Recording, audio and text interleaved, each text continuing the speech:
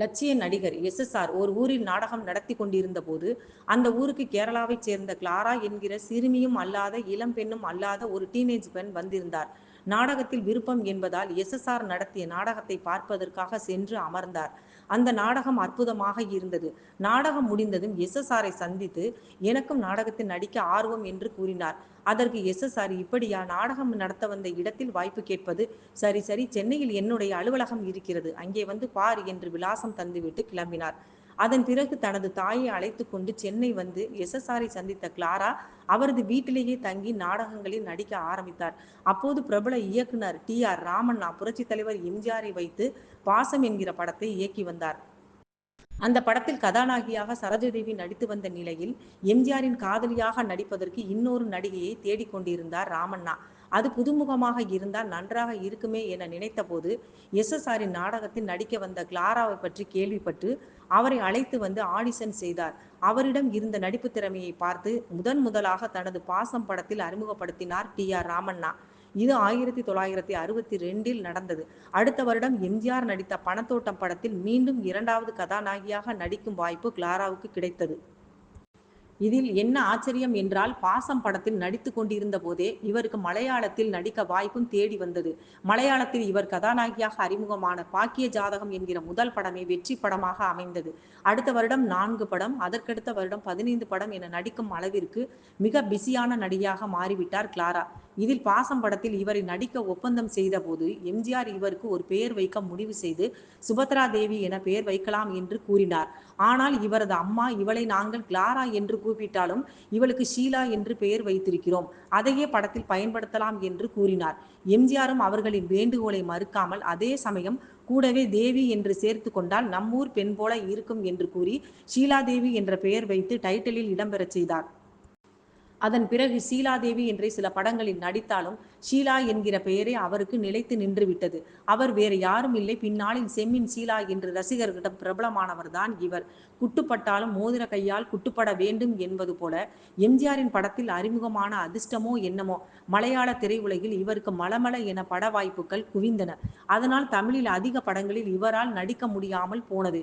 இப்படி வளர்ந்து வந்த காலகட்டத்தில் தான் நடிகர் ரவிச்சந்திரனுக்கும் இவருக்கும் காதல் ஏற்பட்டது. ஏற்கனவே நடிகர் ரவிச்சந்திரனுக்கு திருமணமாகி இருந்தது. இருந்தாலும் ஒரு கட்டத்தில் ஷீலாவை இரண்டாவது திருமணம் செய்து கொண்டார் ரவிச்சந்திரன்.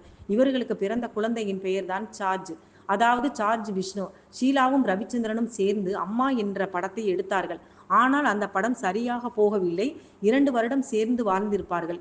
அதற்கு பிறகு கருத்து வேறுபாடு காரணமாக தம்பதி இருவரும் பிரிந்துவிட்டனர். தாயுடனே சார்ஜ் சென்று விட்டார். பின்னாளில் இவர் காதல் ரோஜாவே என்கிற படத்தில் கதாநாயகனாக அறிமுகமானார். சினிமாவில் பெரிய அளவில் இவரால் ஜொலிக்க முடியவில்லை. சுந்தர்சி நடித்த நகரம் படத்தை பார்த்தவர்கள் அதில் சுந்தர்சியின் நண்பராக, ஆட்டோ ஓட்டுநராக, வடிவேலின் காமெடியில் இவர் நடித்திருப்பதை பார்த்திருக்கலாம். ஷீலா மலையாளத்தில் பிஸியான நடிகையாக மாறியதுடன் அங்கே பிரபலமாக இருந்த நடிகர் பிரேம் நசீருடன் இணைந்து ஒன்றல்ல இரண்டல்ல கிட்டத்தட்ட 130 படங்களில் நடித்துள்ளார். அது மட்டுமல்ல, காதலியாக, மனைவியாக மட்டுமல்லாமல் அம்மாவாக, சகோதரியாகவும் நடித்து சாதனை செய்தவர் ஷீலா. இப்படி ஒரே நடிகருடன் 1330 படங்களில் இணைந்து நடித்ததால் கின்ன சாதனை பட்டியலில் ஷீலா பெயர் இடம்பெற்றது. இவரும் புரட்சி தலைவர் ஜெயலலிதாவும் ஒரே காலகட்டத்தில் நடிகைகளாக அறிமுகமானவர்கள் என்பதால் இவர்கள் இருவருக்கும் இடையே நல்ல நட்பு ஏற்பட்டது. சென்னை வந்தால் இவர் ஜெயலலிதாவின் வீட்டிற்கு செல்வதும், ஜெயலலிதா கேரளா சென்றால் இவரது வீட்டிற்கு செல்வதும் என இவர்கள் நட்பு ரொம்பவே ஆழமாக வளர்ந்தது. எந்த அளவிற்கு என்றால், கூண்டு கிளியாக இருந்த ஜெயலலிதா வெளியுலகை சுதந்திரமாக சுற்றி பார்க்க விரும்பினார். ஆனால் பிரபல நட்சத்திரமாச்சே, அது முடியாதே. அப்போது ஷீலா தான் ஜெயலலிதாவுக்கு ஐடியா கொடுத்து அவருக்கு ஒரு பர்தா மாட்டிவிட்டு தானும் ஒரு பர்தாவை மாட்டிக்கொண்டு பொருட்காட்சி, திரைப்படங்கள் என அடிக்கடி சுற்றி பொழுதுபோக்கி வந்தனர். இன்னும் இவர்கள் நட்பு எந்த அளவிற்கு இருந்தது என்றால், ஜெயலலிதாவின் சகோதரர் ஜெயக்குமாருக்கு பெண் பார்த்து திருமணம் செய்து வைத்ததே இந்த ஷீலா தான். இன்னும் சொல்ல போனால் ரொம்பவே எளிமையாக நடந்த இந்த திருமணத்தில் மாப்பிள்ளை வீட்டார் பக்கமிருந்து கலந்து கொண்டது என்றால் ஜெயலலிதாவும் ஷீலாவும் இன்னும் 1-2 பேர் மட்டுமே. சொல்ல போனால் ஷீலாவின் வீட்டில் தான் பெண் பார்க்கும் படலமே நடந்தது. அந்த அளவிற்கு ஜெயலலிதாவுடன் மிக நெருங்கிய நட்பில் இருந்தார் ஷீலா. அப்போதெல்லாம் கருப்பு வெள்ளை படம் என்பதால் கேரளா படங்களில் பெரும்பாலும் பெண்கள் அனைவரும் ஜாக்கெட்டும் ஒரு வேட்டியும் போன்று துணியும் அணிந்து மட்டுமே நடிப்பது வழக்கம். அதன் பிறகு கலர் படங்கள் வந்த காலகட்டத்திலும் அது தொடர்ந்தது.